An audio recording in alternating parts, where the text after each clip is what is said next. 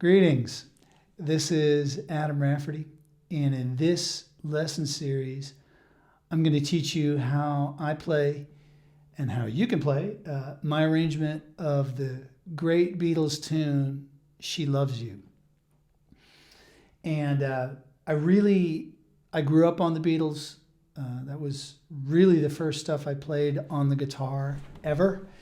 And the music is very dear to me, as I'm sure it might be to you. And I'm kind of fascinated by this kind of rockin' early Beatles stuff. It has such a beautiful sound to it, and it really kicks butt. You know, it's not just beautiful ballad stuff, which we know the Beatles are known for, but it has such an enthusiasm and a life to it. So anyhow, I just did a little Wikipedia search on She Loves You. It was originally released as a single, and it's like one of the most popular tunes of all time. So you can't go wrong with this. I've got a couple notes here that I'm going to read to you that'll make sense as we go along in the lessons. Okay, but I'll try to give you an insight into the overall approach that I'm doing. Okay, backstrikes throughout. I try in this arrangement, this was one of the first arrangements that I tried to do without any finger picks or nails or anything like that. And it doesn't always work, what I do. But here's the basic idea. I was just describing this to a student in an email. If you watch great slap bass players or funk bass players, it's sort of like their hand is just flopping around, and the music that you get, it might not be everything that they can think of, but it's going to obey a certain rhythmic law. And so rather than being real precise, a la classical guitar, very precise with the notes, I wanted to see if I could approach this almost the way somebody would play rhythm guitar. And through clever left-hand muting and certain fingerings, the idea is that the melody, volume-wise, rises to the top of this wild mess, if that makes sense, because I wanted to have the fire of the beat of the original Beatles song. Now, just like you, my playing, I should say, is a work in progress. So I'll probably show you how to do this with a flat pick and how to do it with just fingers. And if you're a thumb pick player, there's a way to do that also. This arrangement is not as complicated as some of the highly multi-voice arrangements that I do. So there's a lot of different ways you'll be able to approach this. It's basic chords, and it's kind of a rock and roll feel. Okay, so please bear with me. A couple other points on the intro, and then we'll get started playing. Now, many of you know, and you might know, that the rhythmic concept that I find that underlies a lot of stuff goes like boom, boom, bap, boom, boom, bap, boom, boom, bap, boom, boom. The boom, boom, bap. Or if I slow that down, just in case you've never heard this, 1, 2, 3, 4, boom, boom, bap, boom, boom, bap, boom, boom, bap, boom, boom. Okay, so the tempo of She Loves You is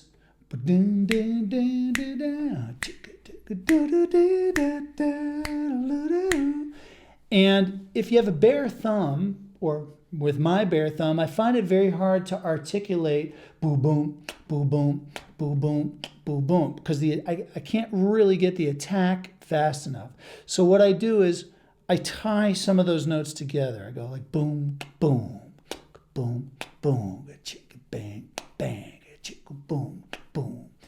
So the idea is still boom, boom, boom, boom, boom, boom, boom. So instead of going boom, boom, boom, boom, I'm going boom, boom, boom, boom, boom, boom, boom. So I'm just I'm doing the same underlying feel, but playing less notes. Okay, left hand muting, here's my note. Left hand muting is essential for a wild right hand. I'll give you a real quick example. This famous lick, which we'll go over. I think you lost your love, you know. Even there. So I'm doing a back strike and I'm muting strings. So this whole thing is based on muting. Also, the first thing I showed you. I'm only letting certain strings come through. And what this left hand muting enables me to do is it enables me to be a total pig with my right hand. So I can go.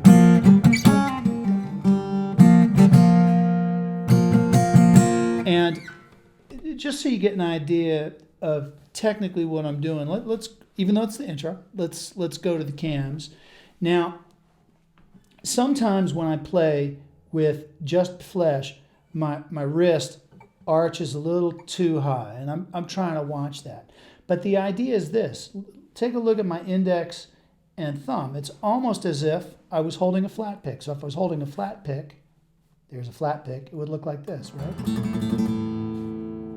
So somehow that's become a very comfortable position. And what I try to do is, in a very supple and gentle way, it's almost like I'm letting that middle finger or the second and third finger function like a guitar pick.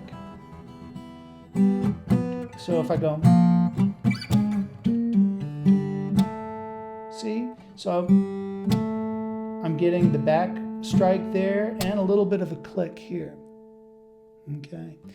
And sonically, and I'm still working on this, the bare thumb, it gets me this, it's not as loud as a pick would be, but it gets me this sort of doo, doo, boo kind of sound, and then it rings nice and long, and then I can control, I can get a nice quiet click when I land. It's not super loud and harsh the way a thumb pick would be. Very often with a pick, the only way I can manage to get a fat sound is by muting, which is cool. That's cool, but sometimes I want those bass notes to ring a little longer. Like that. Okay? So that's just a little bit of the insight into my madness. So if things look unconventional, they are. And it's all in service of the music.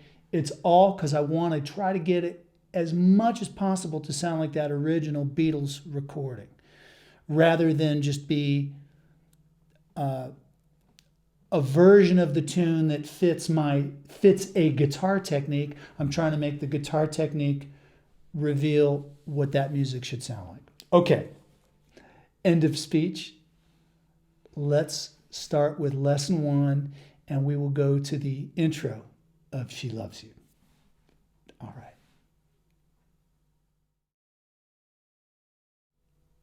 All righty. In this video, we're going to do bars 1 through 4 of the intro, which is very similar to the chorus of the song. It basically starts with, she loves you, yeah, yeah, yeah. She loves you, yeah, yeah, yeah. Third time, she loves you, yeah, yeah, yeah, yeah. Blah, ba, do, ba, do, ba, do, ba. So we're going to do half of that in this video. Okay. So just so you get an idea of the chords that it's going to fit over, first chord is E minor. She loves you, yeah, yeah, yeah. Okay. Next chord is A7. She loves you, yeah, yeah, yeah. So that's what we're going to work on this video. Okay, so what I like to do is I start by sliding a chord into an E minor chord. So she loves. And when we arrive, the trickiness is starting. We want to do the thumb. She loves. Okay, so we're sliding. That's actually an E minor triad. Same as the open strings, but I get that nice phrasing, ba ba ba, with the slide. Okay. Now, you'll see that I've written 3 notes as the chord slide. And if you look in the right-hand cam, if I do it very proper, like I'm getting a good grade in music school, I'll do 3 fingers here on my right hand and strum it like that. Very often, I'll just use middle and ring finger for the slide and kind of sloppily graze along and grab the D string. Or if I'm really feeling sloppy, I'll just do 1 finger. And now look, I'm using the flesh of the left hand index finger on the inside, right there, the inner flesh to mute. Well, I mute the high E string out of habit, although you don't really need to. Okay, and then we're going to need that melody note, the G, which we're going to add, and that's going to be a backstrike. Everything on beats 2 and 4 is going to be a backstrike unless it's totally impossible to do it. That way we're going to get a constant flow of bo-doom, bam, bam, bam, bam, bo-doom, bam, bam. Okay? So that's the first move. 1, 2, 3, 4. She loves you, yeah. Now, if you look at what the thumb is doing, you'll see I tied the note. I went bo, bo, bo. So it's bo, bo, thumb chord. But if you're feeling up to it, you could go boom, boom, go doom, boom, boom. Okay. Next, this is trickier than it looks for me because of what I'm doing with my right hand. Just play that once.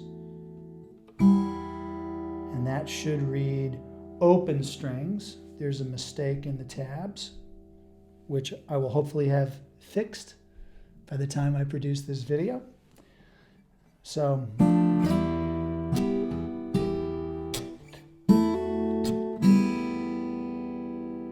okay, and you see, again, this brushy sound, this kind of wild, little bit chaotic sound of the brushing is exactly what the sound that I want to bring across that kind of trashy sound that the Beatles had when they rocked out in this period of their career. So it's I don't want it to be too clean, okay?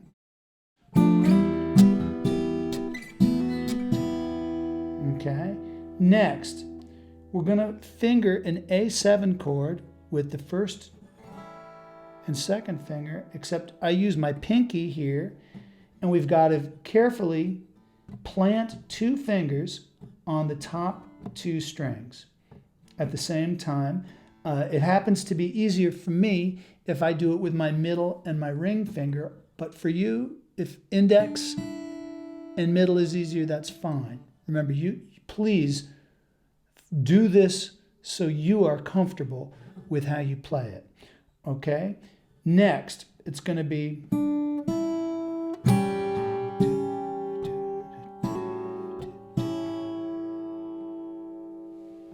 okay. So we're doing the same melody on an A7 chord. Backstrike. And we want to try to get 2s and 4s on the thumb. which it's too much to articulate and tell you every time. So please just watch my hands, okay? Let's do one more time the first two chords, just the E minor to the A7 with this melody. Remember, this is the intro, even though it's the same material as what we're going to have on the chorus. Okay, 1, 2, 1, 2, ready, and.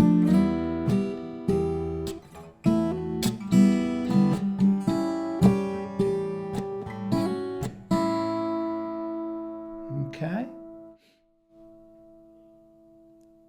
So it'll take you a little bit of practice with the physics of what I'm trying to show you with the right hand. But this is a great song to work on this with. I believe that this style of playing that I've been trying to get at, the beauty of it is if we can really bring across the original groove that was intended in the original pop recording, whether it's Beatles or George Benson or Stevie Wonder or whoever. So that's why the overall right hand is moving as though I'm playing rhythm guitar. Once again, it's that bass player idea of that hand has to be able to move free, or at least this is my imagination. The hand is moving free, and we're going to use every other tool at our disposal to make sure that that melody comes out clearly. Okay? Let me play this for you one more time. 1, 2, ready, and.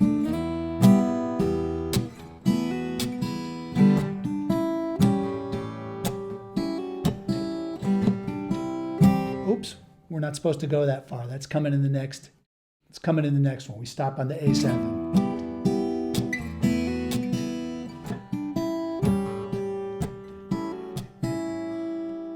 Okay. Alrighty, let's go on to the next lesson where I show you bars 5 through 8 of the intro. All right.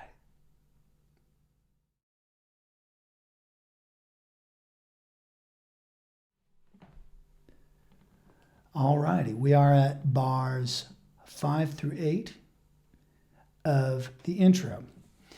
And I sort of let the cat out of the bag at the last lesson. Now we're going to go to a C chord for bar 5. Ba bum bum bum bum bum. Let me show you how we're going to do this. Okay, same right hand concept. Regular C chord, and then first melody note's going to be your pinky. Oops. Now watch what I like to do. I put the pinky back down on the D so that I have those two notes on top, except it's played by the first and fourth finger. So that's not really a chord that we typically see. That's done so that we have some nice harmony on the B string supporting the melody on the E string. So, and I'm hammering there, and then back to a regular C chord. And then I don't have this note, this note B written in the tabs, but it's a G6 chord, so it's like the lower two notes of a G chord. Okay, let's do that much so far. 1, 2, 3, and.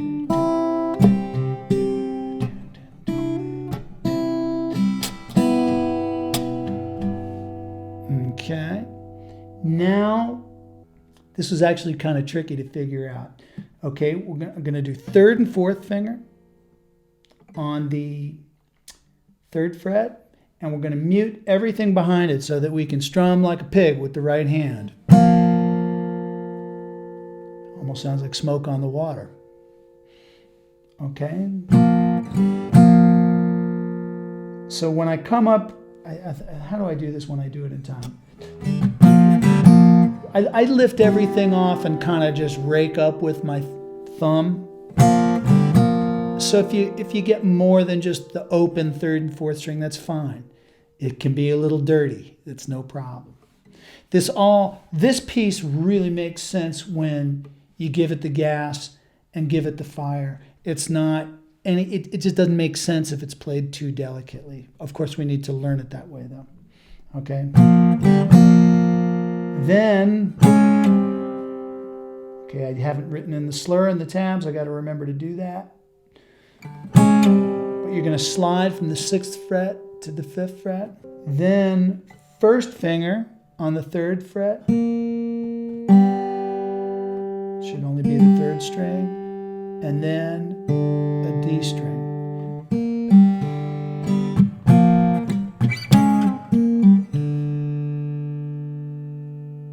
And you'll see, I mean, I'm sort of observing my own playing as I'm teaching this to you. When I do by the time I'm getting there, my thumb is placed on the low E string so that I'm ready to play the note when I need it for the verse.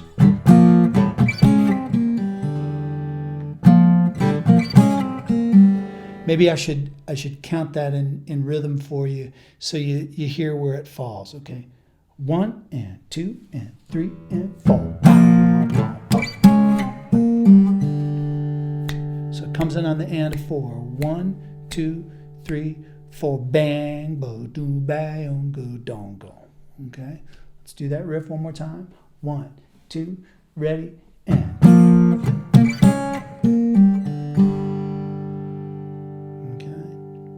Let's go back to bar 5 where we have that C chord, and let me take you on through to where that riff happens. Okay, 1 and 2 and 3 and 2.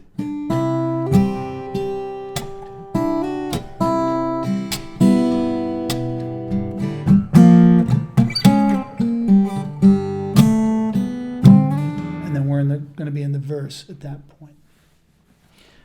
Real quick. Now, I'm probably going to stick with my fingers through the lesson, but the main takeaway from this, regardless of what technique you would like to use, the main takeaway is the physics of being able to strum down and mute with your left hand so that you can bring the rhythmic picture across. That's the main thing. We shouldn't be plucking everything clean like classical guitar. That won't bring the groove across. Now, I haven't really played this a lot with a flat pick, but I've checked it out. So I want to just demo it for you so you can see that regardless of the technique, the music is the music and the arrangement is the arrangement. Okay, so if when I use a flat pick, one of the nice things is the wrist is not out so much, but it doesn't always give me the bassy kind of sound on the low string. But anyway, here's what it might look like. Okay, 1, 2, 1, 2, intro.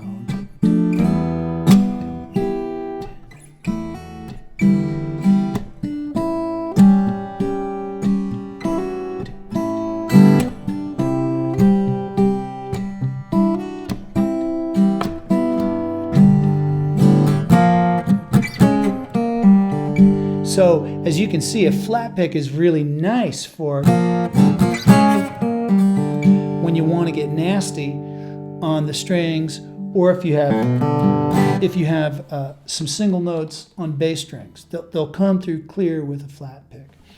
Another tip that if this is something at all that interests you, if you're an electric player kind of crossing over to fingerstyle, another thing that I find, and this is counterintuitive, I find that it's actually quite comfortable for me to use my ring finger, and it's pretty comfortable if I don't have to stretch to use the middle and ring finger. But if I have to stretch my middle finger and hold a guitar pick, that leads to a very uncomfortable separation of my index and middle finger. So you would think that the middle finger is easier than the third finger, but the third finger is just physically kind of hanging lower. So, for example, when I do that, and I have to get the outer strings, it looks weird, but it's easier with the third finger. Okay. I want to show you one other thing that I just did here, playing this with a pick. Sorry.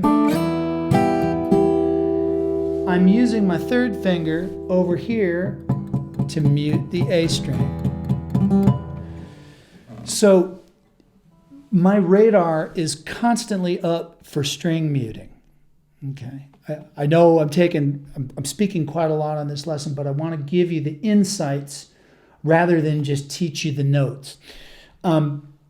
So this muting thing will really come into play for you if you play amplified.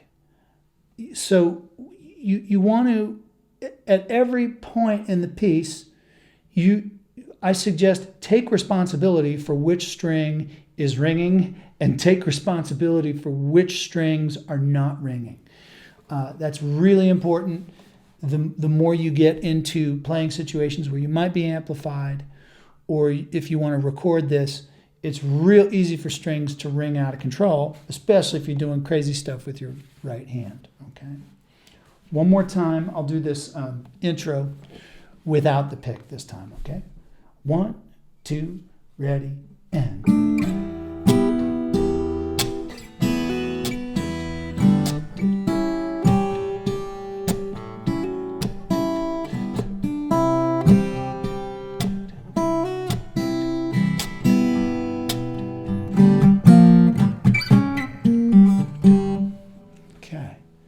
So that brings us to the verse. All right, let's go on to the next lesson.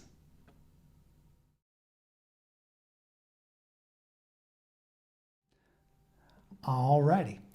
We are on bars 1 through 4 of the verse. And by the looks of things, bars 5 through 8 are just a repeat of bars 1 through 4. So maybe we'll be able to knock out 8 bars in this video lesson. So here we go. We're coming off of the riff with these what are called fourths. This interval is a fourth. Here comes the bride.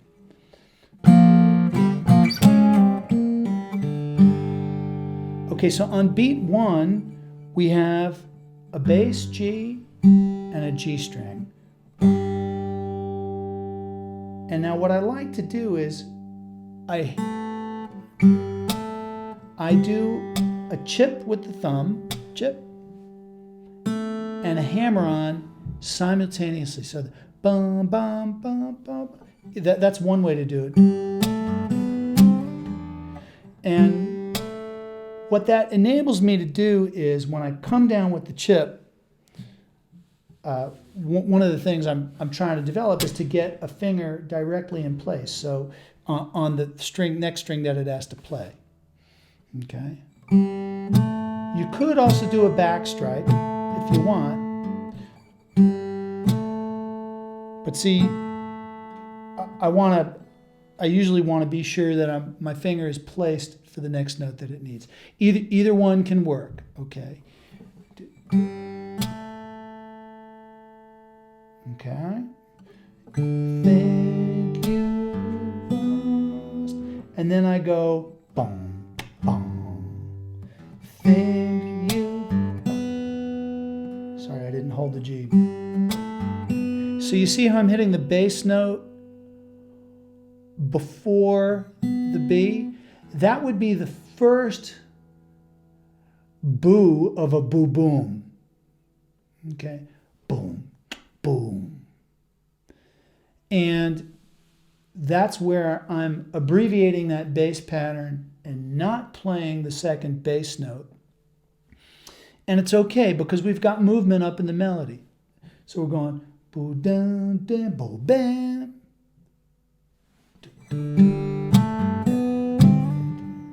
Okay. Next, as you saw, with the second finger, I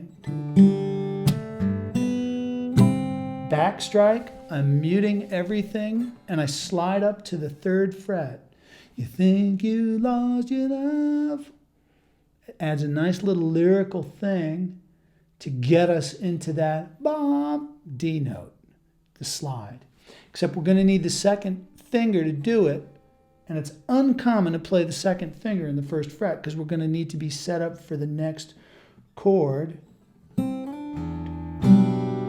which is a nice lush sounding E minor 9. Let me show you what I do there.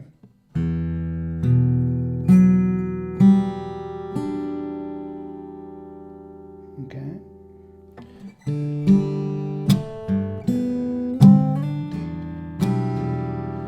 So if you noticed, I went boo bong ching, and I hit an accompaniment chord, but in our ears the melody was a little bit louder, even though that sounds like the melody, and then that's accompaniment. It's a little quieter than the melody.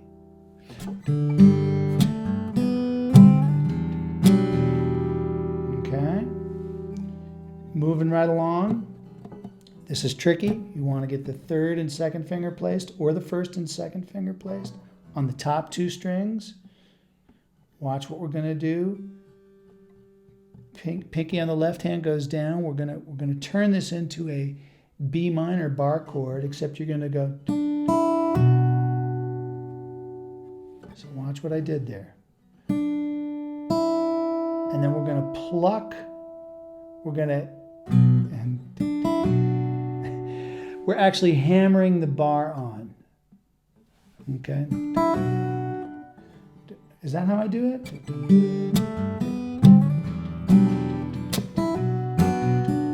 It's split second timing, so we get ba and the melody, and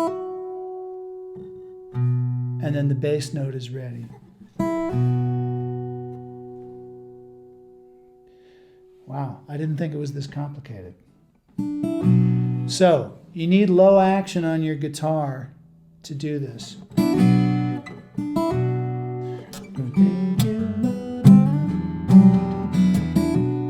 Now look what I did there. I kind of fudged that first note, and I just did it with the strum.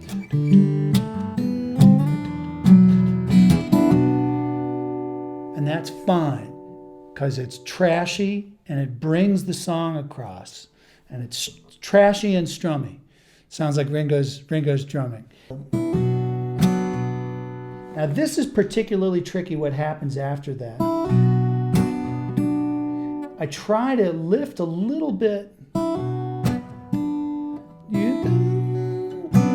There's a backstrike, and I try to lift off the bar to put the focus on the sound of the B string.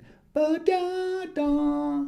So that way I'm careless with the right hand, but I've let go so it doesn't sound like this. Oops. On a good night, all this stuff fires and comes out the right way. Doesn't always come out the right way. Okay?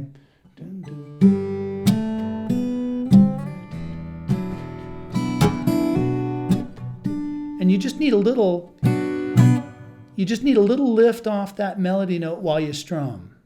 Okay? Next, we got to go to the next thing. Ba ba ba ba da ba da. I try to move my right hand a little bit less. I try to leave it in place, and then the fingering that I recommend is this. Watch.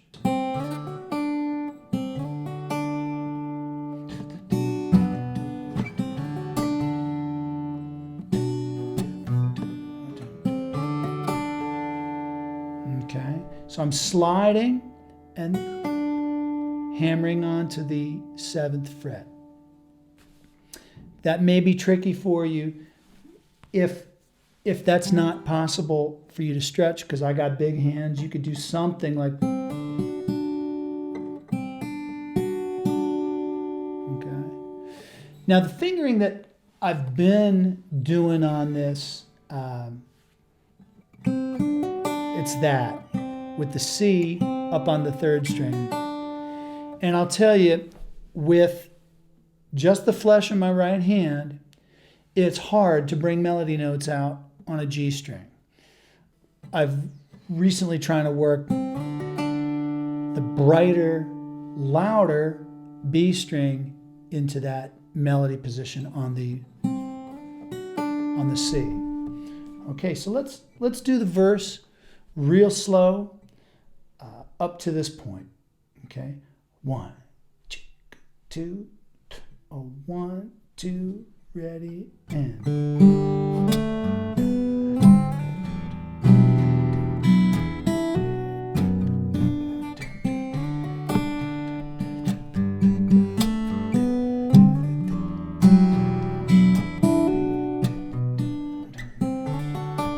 Okay, that was also bars 5 through 8.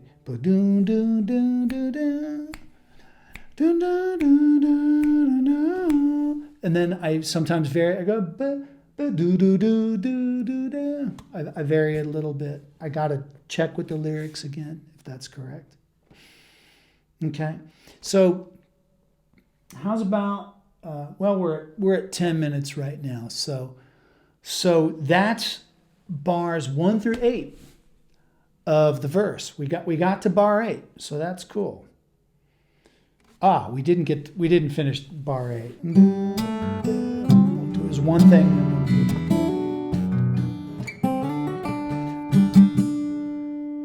Ba da da da da. You gotta ding ding ding. And I just play a D, and I'm go up down up.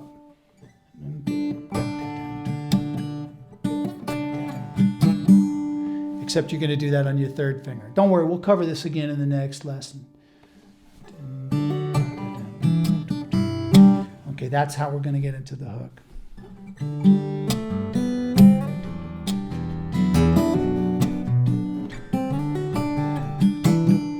Even if it's sloppy, that's okay. I'm trying to mute. Third finger. Do she loves you? Okay. Okay, that's the end of the lesson. That was a false alarm on the end of the lesson because I looked down and I saw there were 3 more notes in bar 8 than what I had told you. Okay, so let's go on to the next lesson and start tackling what I call the pre-chorus. All right.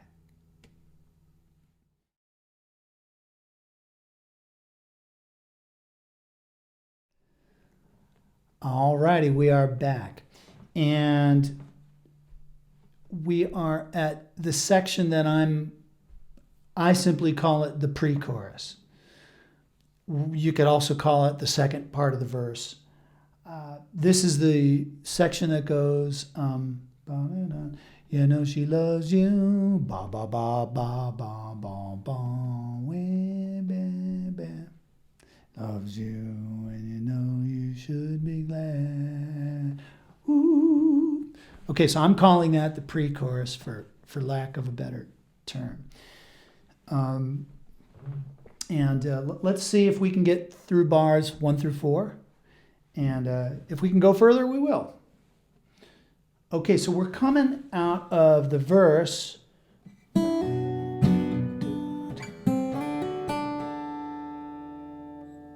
And then we're going to go to the third finger, as I stated in the end of the video, last video. And then loves you. That's right on beat 1. 1, 2. And I'm doing the bass note right after that. 1, 2, and 3.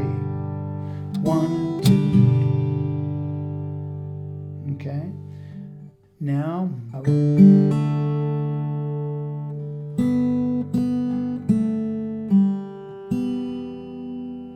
starting on a G chord, then we go to an E minor chord.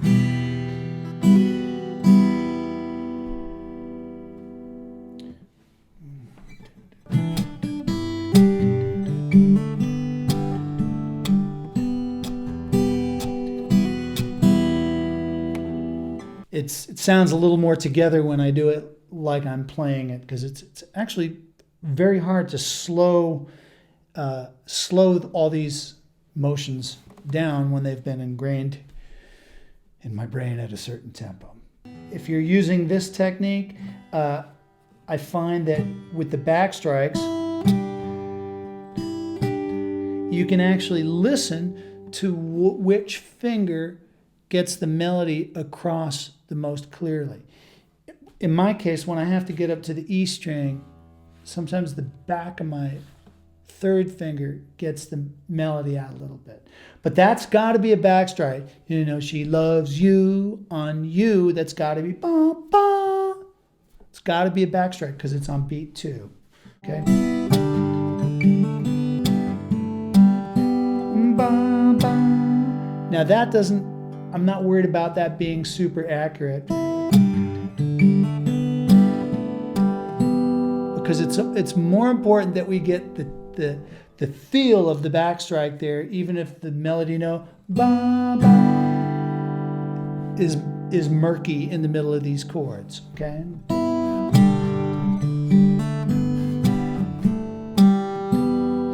If you wanted to get fancy, you probably could just put a left-hand finger on the high E string, but not fret it to stop it from ringing.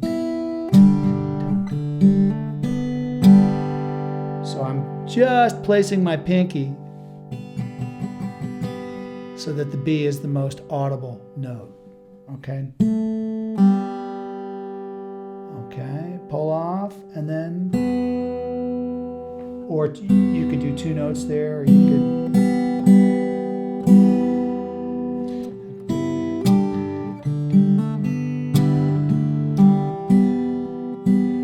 Okay. And then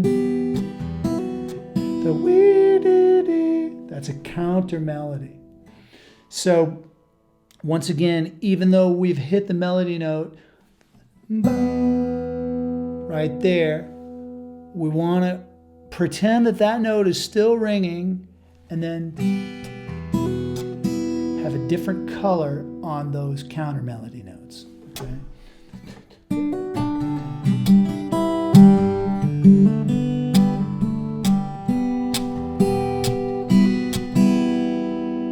Okay. So one way that you can do that, I find if I use my middle finger on my right hand, I get this sort of fat sound where it tends to be one string, and then the first finger brushing across the strings, the top strings, gives almost a different color. Like background singers, it's brushier and it's more trebly. So your technique might not manifest exactly like mine, so don't worry about that. The concept sonically is ba ba ba ba ma wee wee wee. You want those to be 2 different colors. Okay.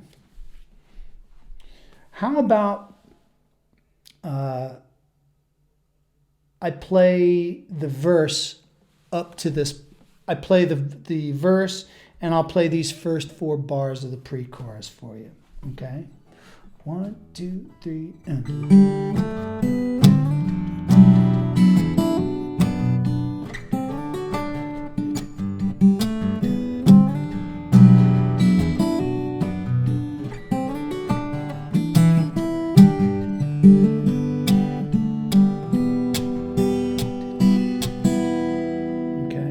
I'm really sorry about that. Should be cleaner. Seems to not be coming out right now. Gonna have to practice that after I'm finished taping the lesson. See what's happening. Okay, so let's go on to the next video where we're going to do bars 5 through 8 of the pre-chorus. All right.